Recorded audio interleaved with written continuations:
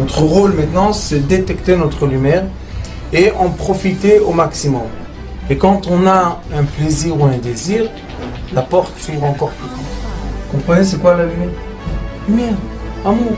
C'est pas important qui tu es, où tu es, comment tu es. Dieu t'aime.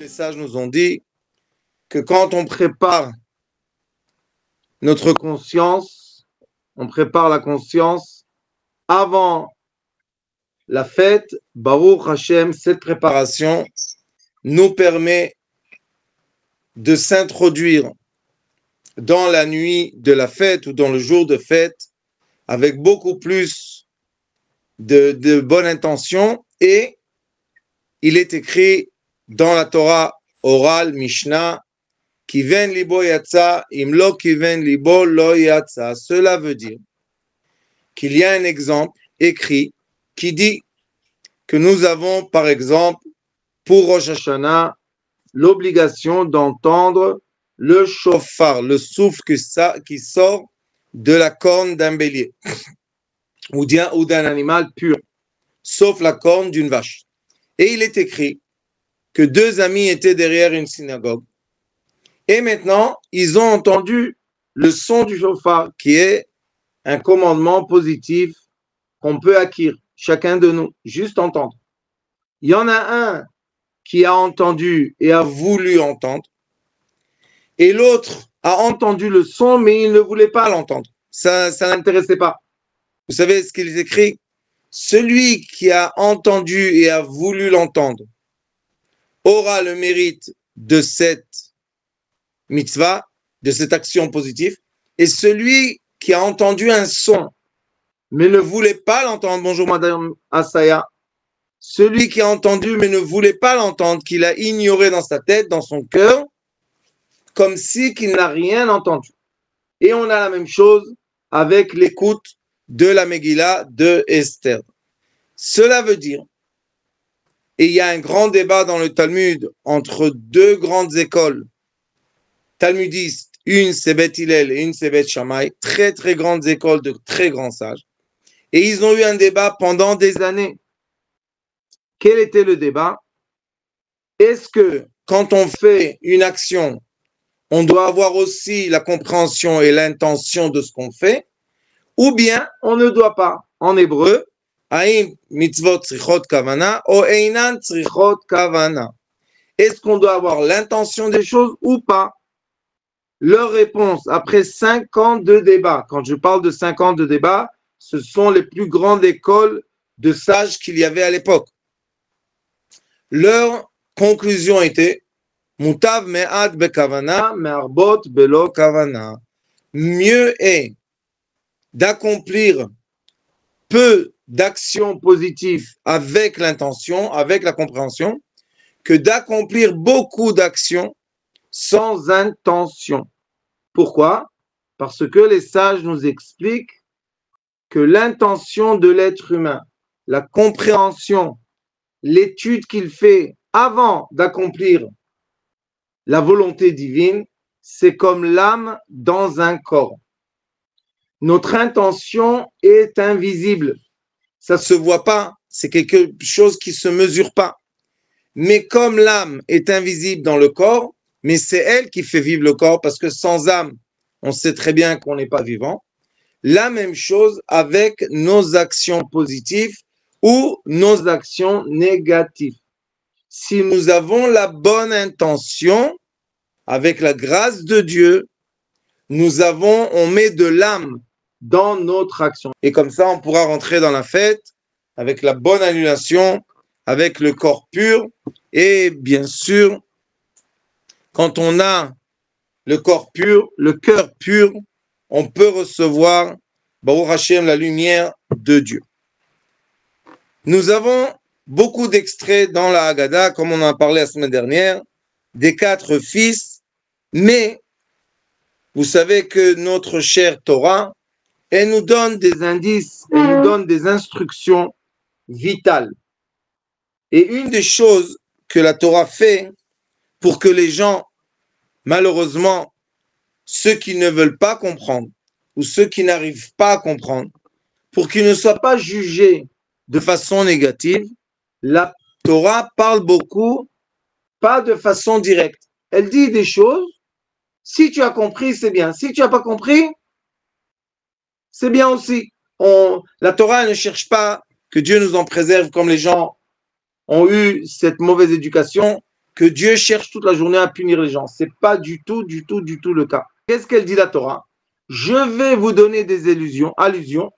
Si vous avez compris, très bien. Le message a été transmis. Mais si vous n'avez pas compris, vous ne serez pas fautifs. Vous ne serez pas des gens que vraiment ne veulent pas comprendre ce qui est écrit dans la Torah.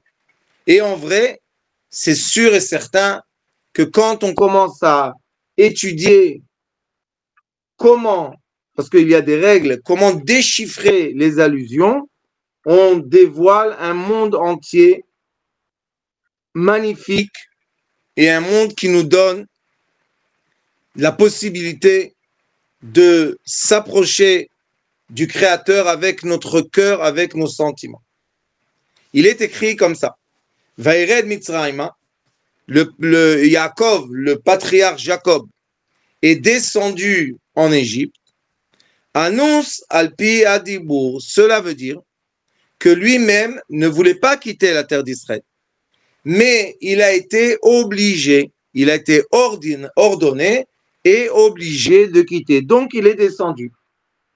Vayagar Sham, Vayagar Lagour, en hébreu, ça veut dire habiter, mais pas rester. C'est être comme quelqu'un qui est de passage seulement. Mais la met shelo yarad Yaakov Avinu l'ishtakia b'Mitzrayim el lagour sham. Ça nous donne l'indice qu'on peut étudier de cela que Jacob le patriarche ne voulait pas mettre sa maison et rester en Égypte, mais il était de passage. Et maintenant, regardez ce qui est écrit, et c'est un indice magnifique pour chacun de nous.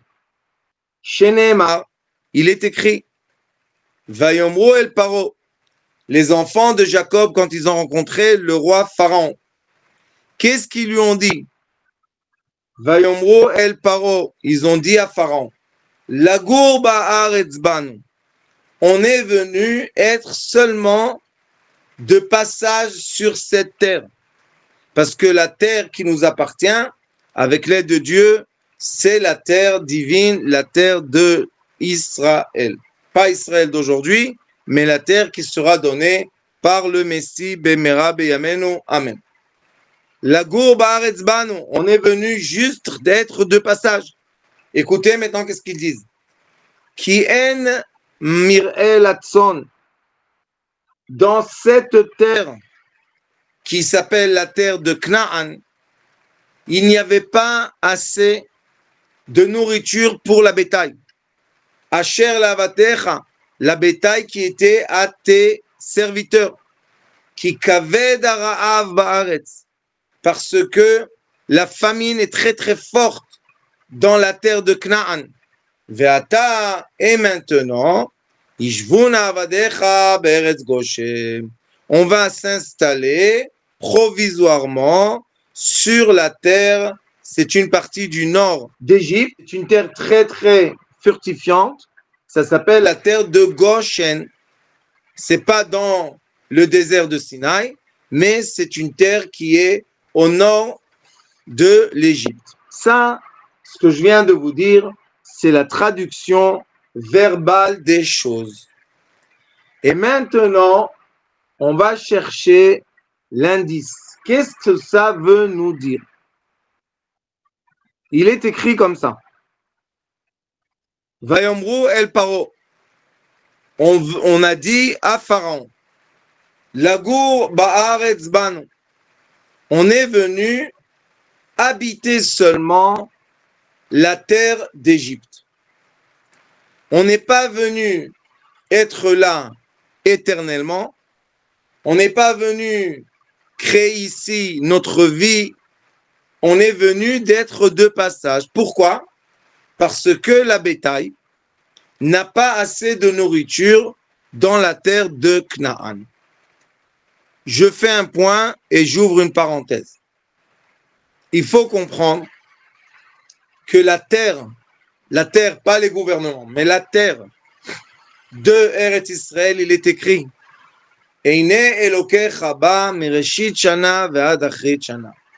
la terre d'Israël, comme elle a été donnée au patriarche, c'est une terre que les yeux, le regard de Dieu ne la quittent jamais. Mais le roi David a dit à son fils, le roi Salomon, il lui a dit, il y a des conditions, comme c'est écrit dans le livre de Dvarim, il y a des conditions pour qu'on puisse rester sur cette terre ou bien que la terre nous rejette. Une des plus grandes conditions est l'amour gratuit. Quand il y a la haine gratuite entre les enfants d'Israël, que Dieu nous en préserve, la terre d'Israël nous rejette. Pourquoi la terre d'Israël nous rejette? Parce que c'est la terre de l'union. C'est la terre dans laquelle on doit être unis par l'amour gratuit, sans aucune condition. Donc, qu'est-ce qui s'est passé? Comme il y a eu la vente de Joseph, et la vente de Joseph, c'était à cause de quoi? De la jalousie qui les a emmenés à la haine, qui les a emmenés à vouloir le tuer. Et cette haine-là, malgré qu'on peut essayer de justifier, mais en vrai, à arriver à un stade de mentir au père de Joseph, qui était Jacob, lui mentir que son fils a été dévoré par un lion dans le désert, et il lui a emmené les habits de Joseph pleins de sang, ça, c'est pas de l'amour gratuit, ça, c'est de la haine gratuite. Et leur père, qu'ils disaient aimer, était en deuil 22 ans. Jusqu'au moment que Joseph s'est dévoilé à ses frères, il leur a dit, allez vite, amenez mon père qui me voit, qui sache que les rêves que j'ai rêvés, que je serai celui qui va emmener l'abondance dans le monde, les rêves se sont exaucés et je suis aujourd'hui le ministre de l'économie de la puissance la plus grande au monde. Donc, pourquoi ils ont dû quitter la terre d'Israël? À cause de la haine gratuite. Cette haine gratuite, c'est l'élément destructeur des enfants d'Israël et non seulement des enfants d'Israël. Chaque noyau familial, communautaire, travail, armée, tout ce que vous voulez, chaque noyau dans lequel on arrive à rentrer de la haine gratuite, on commence une séparation, que cette séparation sera destructive. Quelle est la punition de cette destruction? Ça s'appelle exil. Cela veut dire que les gens vont quitter leur pays. Je ne sais pas si vous savez, mais être dans l'exil, quitter sa zone de confort, c'est quelque chose de très difficile. Et ça fait déjà 2000 ans que les peuples, tous les peuples sur Terre sont des vagabonds. Tout le monde n'arrête pas d'être bougé, d'être transformé, transmetté, envoyé, déraciné, essaye de se raciner. Encore une fois, on le déracine. Nous sommes dans bientôt 2000 années d'exil. Les 2000 années d'exil sont pourquoi?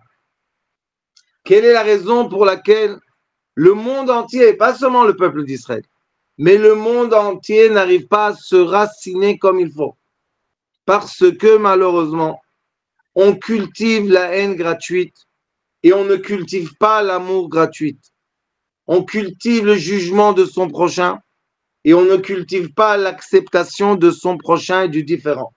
Et comme ces façons de penser et de ressentir sont pas acceptées par qui? Par le Créateur qui a dit « Je vous ai créé différents à ma volonté.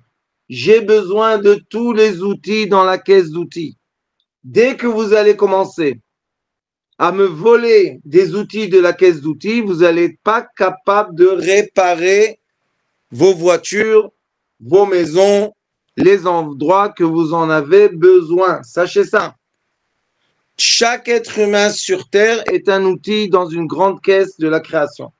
Dès qu'on élimine quelqu'un, dès qu'on le haït, dès qu'on commence à créer des peuples parfaits, que Dieu nous en préserve, ça emmène l'orgueil, qui emmène la haine gratuite, qui emmène la séparation, qui impose, comme vous voyez bien dans le monde aujourd'hui, la guerre et l'exil.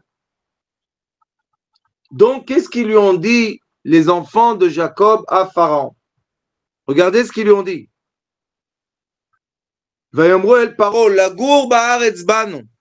Pourquoi on a été expulsé de la terre de Canaan, de la terre de Dieu? Pourquoi on a été expulsé? Biglal ki en mir'e latson asher la'avadecha. Qu'est-ce que cela veut dire? Tson, en hébreu, c'est la bétail. Quand Moïse a été questionné par Pharaon, et Pharaon lui a dit, ok, tu veux sortir, sors. Mais qui sort avec toi? Qui sont ceux-là qui doivent aller dans le désert donner les sacrifices à Dieu? Moïse a donné une réponse très très forte. Il a dit, Betsonenu ou bivkareinu nitse, betapenu benashenu beyaladenu. On va quitter, on va aller dans le désert, les enfants, les femmes, les hommes, les vieux et la bétail. Ça veut dire quoi? Tu prends avec toi la bétail. Pourquoi on doit dire la bétail?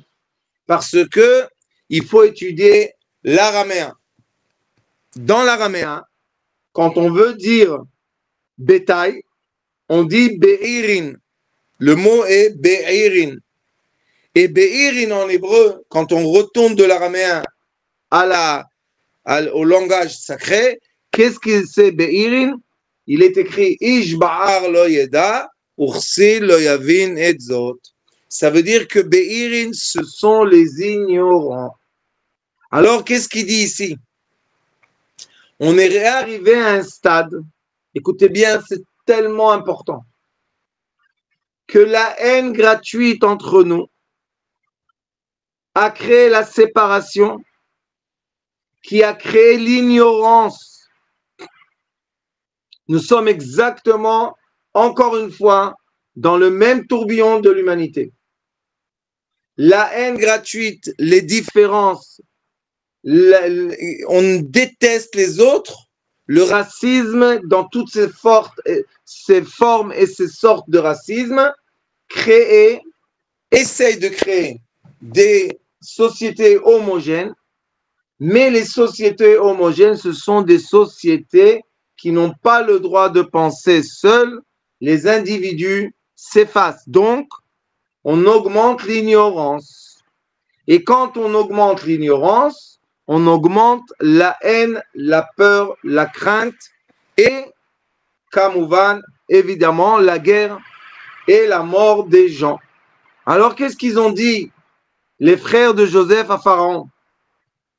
22 ans. Et pourquoi 22 ans? Parce que dans la Torah, il y a 22 lettres. Et les sages nous ont enseigné que une des preuves de sagesse d'une personne, c'est la capacité de savoir parler plusieurs langues. Quand on est capable de parler plusieurs langues, ça veut dire que notre cerveau se développe et il est très flexible. Donc, qu'est-ce qu'ils lui ont dit? Ils lui ont dit, la gourba haaretz banu ki en mir'e latson. C'est quoi mir'e? Parce que mir'e, c'est aussi le mot roé, et le roé, ça s'appelle le berger. Et c'est quoi le rôle d'un berger?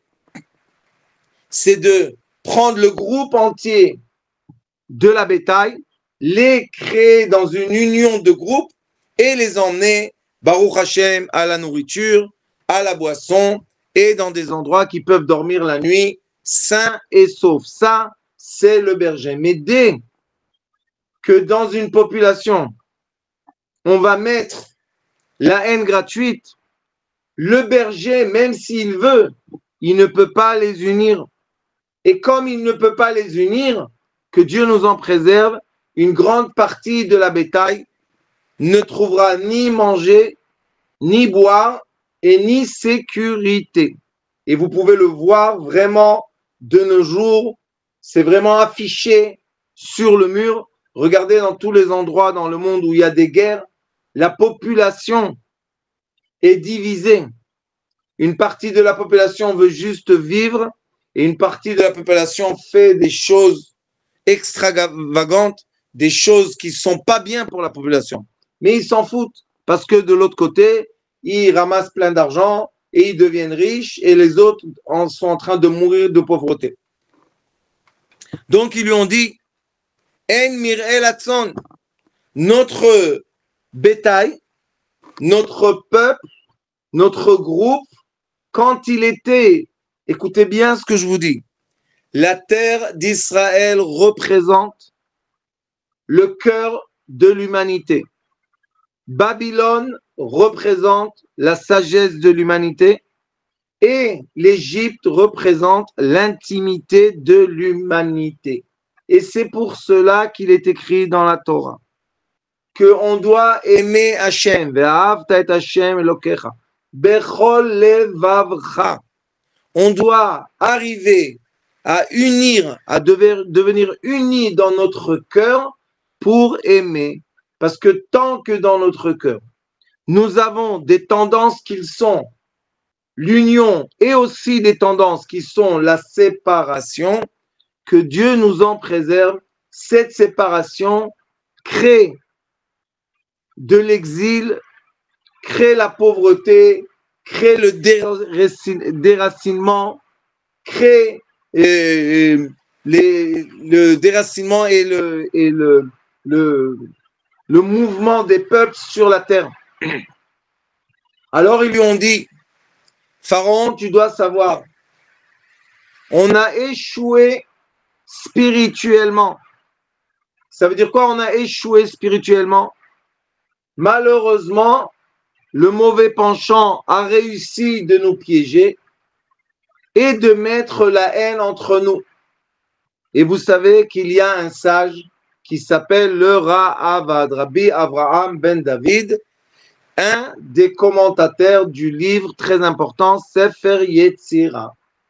Et dans la préface de son commentaire, il dit pourquoi cette réincarnation de l'univers de la Terre, cette fois-ci, c'est 6000 ans et dans la guerre. Pourquoi? Parce que ça commence dans le mot Bereshit bara Elohim. Et le mot Elohim, un des noms divins, du divin, c'est le nom de la rigueur. Alors il explique là-bas de façon très très belle et il montre toutes les descendances. Et il dit, toujours depuis le début de l'histoire de cette réincarnation de ce monde, il y avait la guerre entre les frères.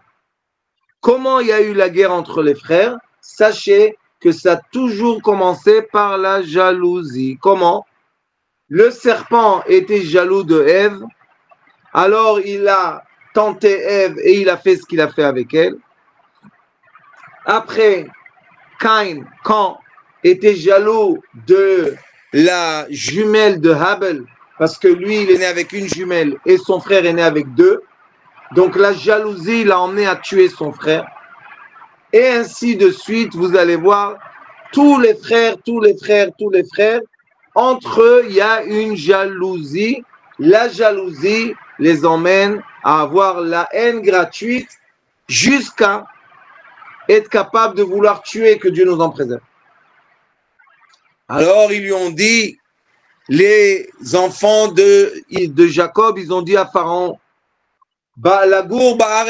qu'est-ce qui s'est passé? On n'a pas réussi à être des bons bergers pour notre famille. Et notre famille s'est séparée, que Dieu nous en préserve.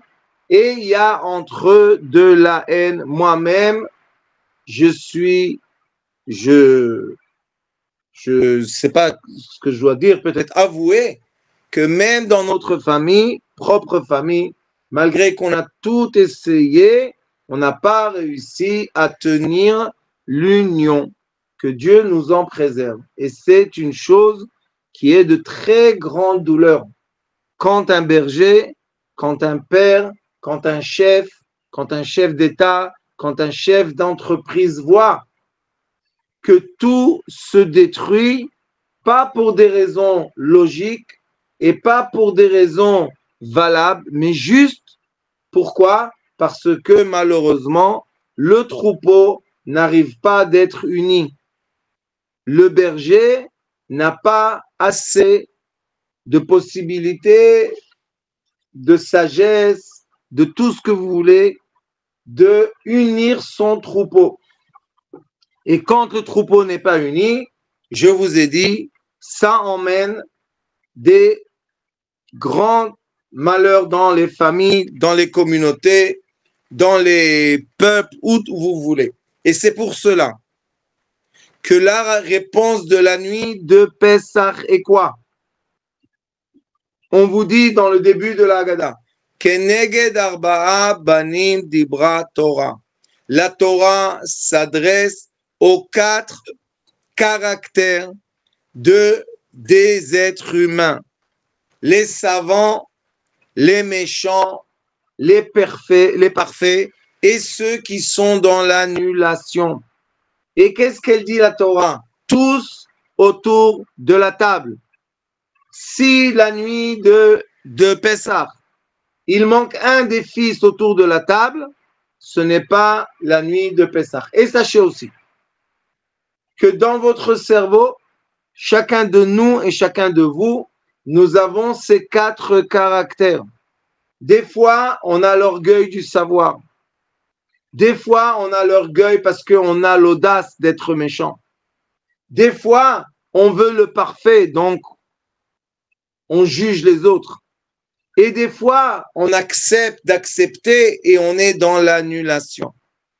Mais qui est le chef de l'orchestre de ces 4 instruments? C'est le cœur. Et c'est pour ça qu'il est écrit Rahmana li babaye. Akadosh Baruch Hu Hashem, qu'est-ce qu'il veut? Il veut voir ton cœur. Est-ce que ton cœur est capable d'orchestrer les 4 états d'esprit pour que la personne aille dans le droit chemin, dans le chemin droit? Ça, c'est la grande question. Mais si notre cœur est divisé, que Dieu nous en préserve, notre cerveau fait n'importe quoi et tout ce que vous voulez. Donc, ils lui ont dit, qu'est-ce qui s'est passé? On s'est divisé. Dans quoi? Dans nos sentiments. Écoutez bien ce que je vous dis.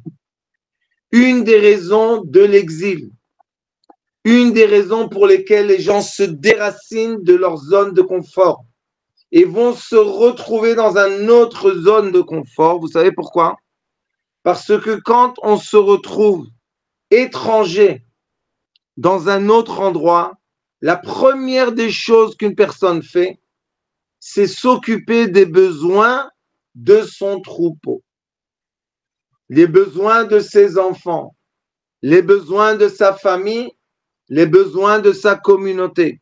Vous allez voir, comme toutes les années, Kol HaKavod à la Chassidut Chabad, on va voir dans tout le monde entier des centaines de milliers de gens qui vont être accueillis dans des grandes nuits de Seder de Pessah pour que les gens ne soient pas seuls dans cette nuit, qu'on doit être unis. Parce que la seule réponse, la seule solution à l'exil n'est pas l'intelligence, n'est pas le savoir, n'est pas la richesse, c'est l'union, l'amour gratuit. Et c'est ce qu'on essaye d'enseigner, ça fait des années, et c'est ce qu'on a reçu de notre Rav.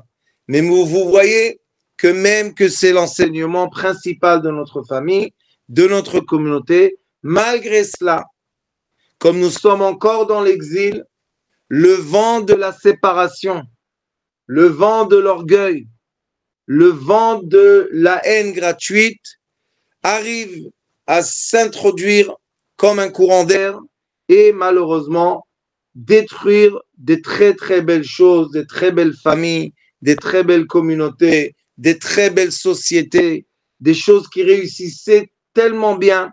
Et puis tout d'un coup, la jalousie entre deux personnes et tout se détruit.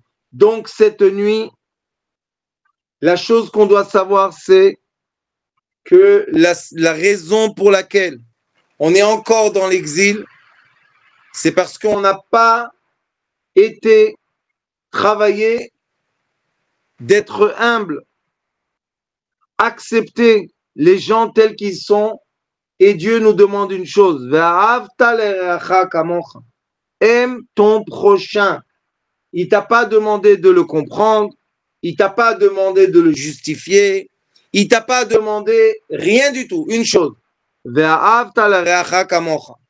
Et il est écrit l'inverse aussi, il te demande ne rentre jamais de la haine vers quelqu'un dans ton cœur parce que c'est ton frère, il fait partie de l'ensemble. Et si on commence à diviser l'ensemble, que Dieu nous en préserve, on permet l'exil et la pauvreté et la misère et les problèmes. Alors, qu'est-ce qu'ils lui ont dit? Asher lavadecha ki kaved ha'ra'av be'eretz Knan. On est arrivé à une famine très très dure et très sévère dans la terre d'Israël.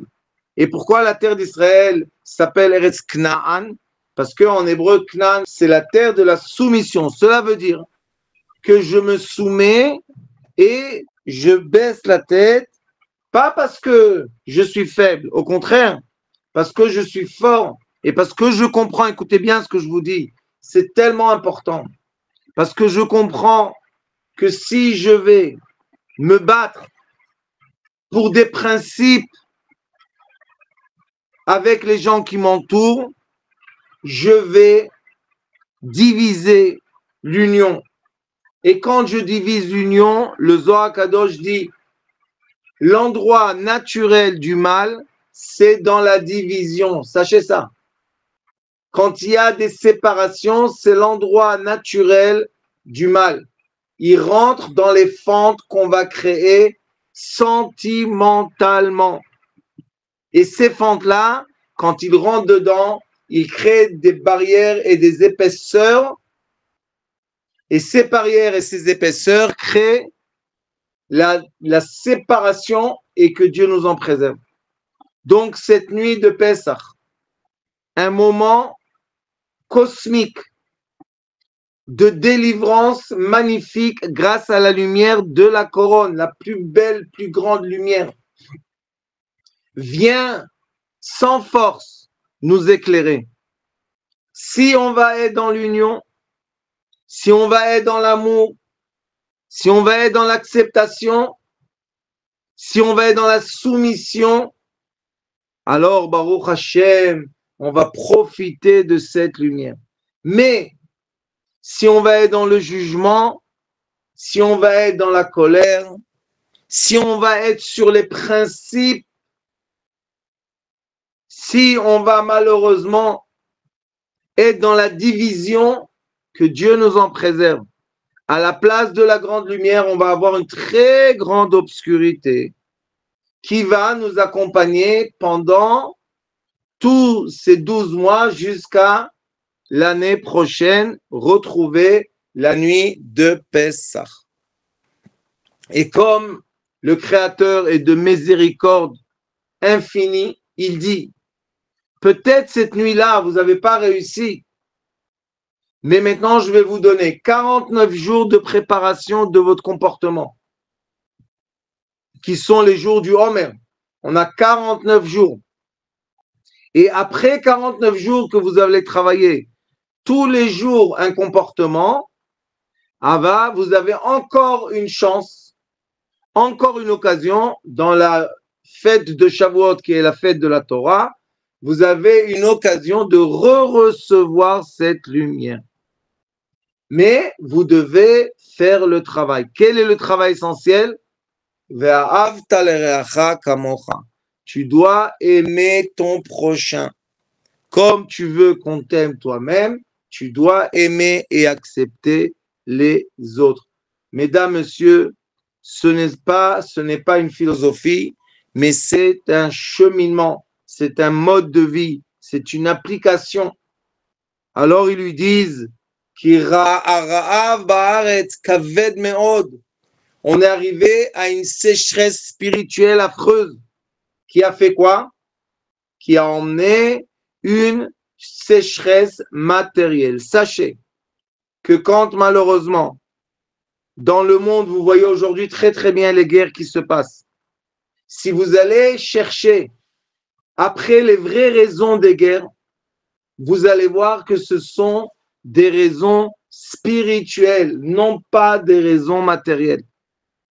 Après que les problèmes, les divisions spirituelles, sentimentales, occidentales, orientales, toutes ces séparations-là, après qu'il y a les vraies séparations, ça descend, ça se découle, et à la fin, dans la matière, on voit la guerre, la destruction, la mort, la famine, que Dieu nous en préserve, le déracinement de peuples. Vous savez, c'est très, très dur. C'est très, très dur. Mais vous allez voir qu'avec l'aide de Hachem, quand les accords de paix vont commencer à être signés, qu'est-ce qu'on va voir?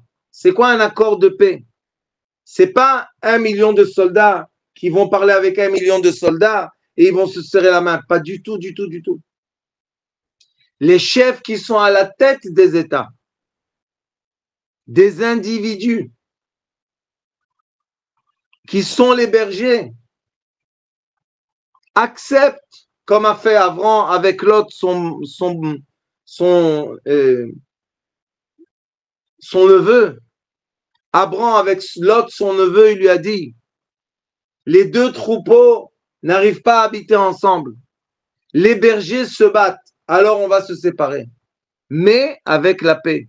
Si toi, tu vas à gauche, moi, je vais à droite.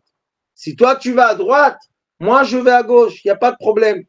L'essentiel, c'est qu'on ne se batte pas et qu'on ne se fasse pas du mal. Et vraiment, ils se sont séparés et Baruch Hashem, chacun d'eux a fait son parcours dans la vie. Alors vous allez voir qu'avec l'aide de Dieu, très bientôt, on va entendre, j'espère, je suis de tout cœur prier à Hachem, qu'on va entendre, on va entendre les chefs d'État s'asseoir autour d'une table et créer les accords de paix et cesser la haine gratuite entre eux. Parce que le soldat, vous allez sur un champ de bataille, vous lui dites pourquoi tu te bats, pourquoi tu meurs. La majorité n'ont pas les bons arguments. La preuve, c'est qu'aujourd'hui, ils se battent, demain, le drapeau blanc, il y a la paix, ils arrêtent de se tirer dessus. Qu'est-ce que eux, ils ont eu comme réflexion? Rien du tout. Mais c'est comme ça. Le troupeau va après son berger. Alors que Dieu nous donne le grand cadeau, le grand mérite, que nos bergers, qui sont les bergers de cette génération, choisissent la paix et l'amour que la haine et la guerre. Amen et amen. Et tout cela peut être influencé par quoi? Par la nuit de Pessah. N'oubliez pas cette nuit. Nous, on a dans l'exil 2 nuits. C'est quoi cette nuit? Keneged arba'a banim dibra Torah. La Torah, elle parle contre les 4 caractères opposés. Ce sont 4 caractères opposés. Et ils doivent tous être unis autour de la table. C'est un commandement. Et quand ils sont unis autour de la table, est-ce que vous avez vu dans la Haggadah écrit « Le sage change, le méchant ne soit plus mec ». Non. Non, on leur dit « évoluer ». Et comment on peut évoluer? Grâce à une chose, l'amour. Quand une personne est aimée sans aucun jugement, elle peut entendre ce qu'on a à dire. Elle peut accepter ce qu'on lui dit. Elle peut raisonner parce que Baruch Hashem, elle est unie. Mais quand une personne est détestée, quand une personne est jugée, quand une personne est rejetée, quand une personne est critiquée, je vous ai dit tout à l'heure, il y a des voiles très épais d'obscurité qui ne le permettent pas à cette personne de raisonner, d'accepter, d'être humble. Ils ne permettent pas, tout simplement. C'est pas parce que la personne est méchante, c'est parce qu'elle est dans des conditions qu'elle ne peut pas. Pas qu'elle ne veut pas. Elle ne peut pas, croyez-moi, que la majorité, je dis pas que toujours il y a des exceptions, mais la majorité des peuples veulent la paix. La majorité des soldats veulent la paix. Ils veulent finir leur service militaire et retourner chez eux à la maison sains et saufs, ni morts, ni invalides. Et croyez-moi, la majorité. Et c'est la vraie volonté de l'humanité. C'est la vraie volonté des troupeaux. Sauf que malheureusement, c'est la vie. Nous avons des bergers. C'est ce qu'on a. C'est la vie. Ça doit être ce qu'on mérite. Donc, on doit accepter et essayer pour changer, vraiment, pour changer la conscience des bergers, changer la haine, transformer la haine gratuite dans le troupeau en union. Et on peut le faire. On peut le faire juste si on a une conscience élevée. Donc, qu'est-ce qu'ils ont dit les enfants de Jacob à Pharaon? Ils lui ont dit, on a échoué dans le côté spirituel. On devait avoir de l'humilité les uns vis-à-vis des autres. On devait accepter les uns les autres.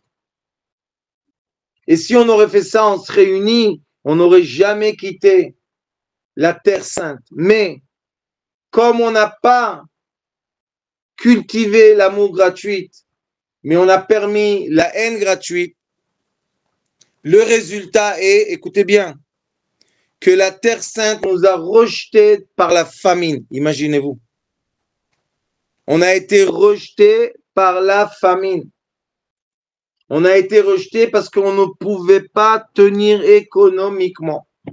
Et je ne sais pas si vous savez, je ne suis pas un politicien comme vous savez, mais je suis obligé de vous dire, regardez les prix de vie, le coût de vie sur la terre d'Israël aujourd'hui. Ça n'arrête pas d'augmenter. Et les gens ne comprennent même pas ce qu'ils sont en train de vivre. Ils s'endettent et ils s'endettent et ils s'endettent et ils s'endettent et ils s'endettent. Mais pourquoi ça coûte tellement cher? Parce qu'on ne veut pas vous dire. Mais au Portugal, Baruch Hashem et dans d'autres pays, on accueille beaucoup, beaucoup de réfugiés de la terre d'Israël qui ne peuvent plus. Ils ne peuvent plus subvenir à leurs besoins primaires. Juste nourrir sa famille, se loger et l'éducation. On n'arrive plus. Si au Portugal, le coût de vie est, par exemple, une famille, 2000 €, on peut vivre.